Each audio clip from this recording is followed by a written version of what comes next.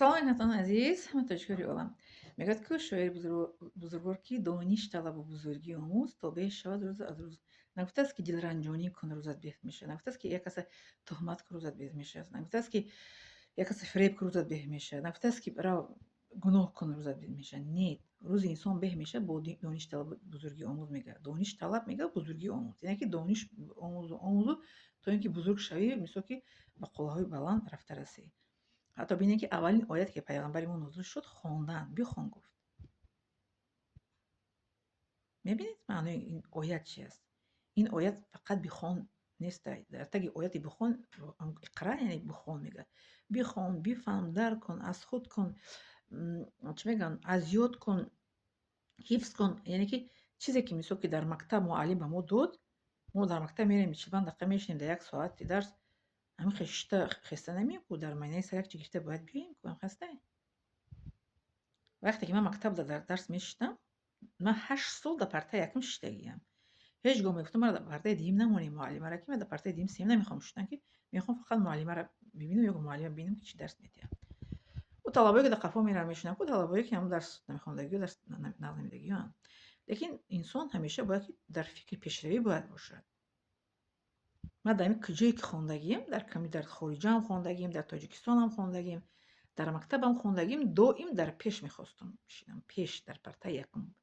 Дар партаи якум дар сафи якум мисол рӯ ба рӯи устод ҳама чиро инсон аз худ карда метавонад.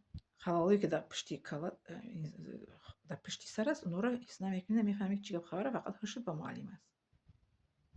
бале. барои ҳамин инсон бояд ки доим дар талаби илм бошад, дар талаби мисол касб ҳунар бошад, дар талаби омӯхтани як чиз ва пешравӣ доим ва пешравӣ. Барое ки як вақте инсон умраш меравад, 30 сола 40 сола мешавад, мегарда қафошо нигоҳ мекунад, мегӯяд ки вай ман чӣ кор кардам дар ҳаётам, чӣ кораеро иҷро кардам, чӣ кораеро накардам. инсон баъд дар ёдаш мебиёяд ку чанд сол пас баъд фарзандош мепурсанд: падарҷон, модарҷон, чӣ кор кардем, чӣ касб ҳунар доштем? На бероваш мепурсанд: чӣ касбу чӣ ҳунар кардем? як рӯз мара як шиносум гуфт ки хешомам гуфтагӣ буданд, шиносумам дар инҷо гуфтанд ки чӣ қадр шумо мехонед, мехонед, қадар сертификати диплом дастартон медаҳед? ман гуфтам ки дипломам қадри кор кардагиам, сертификат қад кам кор кардагиам. Як бор Тоҷикистон дар як маркази шахсӣ соли 2015-16 буд, рафтам коркорӣ 15 буд. ман ба диплом қадри кор наёфтам, сертификат қадри мада кор гирифтам. сертификати чӣ мегӯянд, хеле массажисти қадри корда гирифтан, кор дар омадам, кор кардам. Сертификатам мегӯянд ку 10 рӯз дар бор, 1 рӯз дар кор. гуфти бародари калони ман ки диплом аз мо таом талаб намекунад, намегӯяд ки маро хронем пӯшонем. хаста диплом соҳиб шавӣ як рӯз дар як ҷо ба амри худованд сабаби ризқ ёфтан, сабаби ҳаётшам чӣ мегӯянд таъмин кардан мешавад. диплом, сертификат зарар надорад. диплом сертификат ҳамеша ба инсон як рӯз на як рӯз беҳбудӣ меёрад. гуфтам ки ман кор кардагиам ва кор мекунам, иншоалло кор хоҳам кард дар ин дипломом, дар ин сертификатом. баъд дар пирим агар ки расм то пирима иншоалло як ҳуҷратчара ҳама дипломом мегирам, дар девол вай мекунам, музейча мекунам. баъд дар набераҳом мегӯям ки ин момаи шумо дар ҷавониш хеле кор кардагиа, хондагиа, кору фаъолият кардагиа, китоб тарҷима кардагиа. шумо да гуфтам ку китоби ҳиҷомаро тарҷима кардагиам Тоҷикистонда. аз китоби ҳиҷомаи тарҷима кардагима ҳамаи ҳамун ҳиҷомакунов, духтуров, врачҳои Тоҷикистон кор мекунанд. аз китоби ман истифода мебаранд. момаи шумо нихел инсон буд. гуфтам иншоалло ки ба пирӣ расем агар ки насиб кардагӣ бошад, мебинад ки момашон хеле кор кардагиа, хеле фаъолиятҳо кардагиа. ман ҳамин вақте ки рафтам Тоҷикистон 2025 моҳи октябр ба ноябр, як маркази ҳиҷома дар ҳамун чи ҳастай душанбе рафтам онҷо. баъд рафтам пурсам ки мисол хостам донам ки чӣ курсҳо ҳастай, мара ба кор мегиранд амуҷа. мисол дар дарсиде ки муаллима баромад гуфт ки ман хатмкунандаи мединистутам, ман врачам,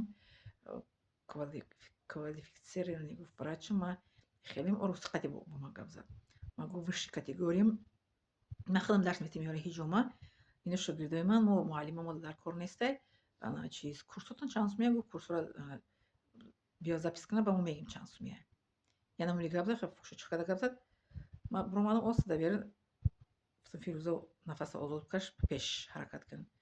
ҳолон ки онҳо аз китоби тарҷимаи ман ҳамашон истифода мебаранд. از کتاب هیجمان.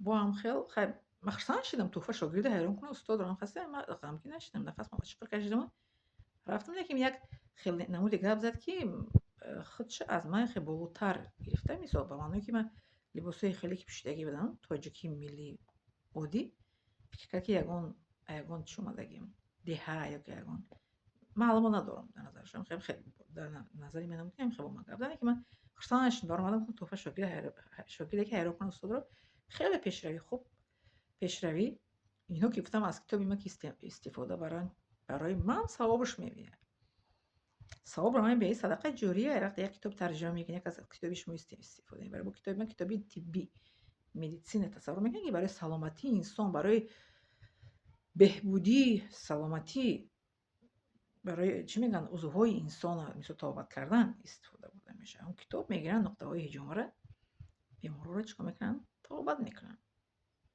ثوابش دم میاد که من کتاب ترجمه کردم با اونهایی که کار میکنن ثواب ما میگیرن با اونها که بیماری بدن زیبایی میبینن و یا شفا مییابند در حق اونها دعای خیر میکنن و دعای خیری که میکنن که خداوند شما برکتون بتیه برای توبت هجوم را وای کردین اولین کسی که تو هجوم را تو انسان احیا کرده است بنده میباشم من بنده هجوم را تو انسان ما یکم احیا کردگیم پیش از من هیچ کس احیا کردگی نیسته این در فکرشم هیچ کس نبود من هجوم را 1997 در حدیث خونده بودم در 2008 کتابش یافتم ترجمه کردم ای در حال احیا کردم هجوم رو تاجیکستان بله زنده سلامت خانه با سروران باشین و لایک подписаться و پدلیسه فراموش نکنین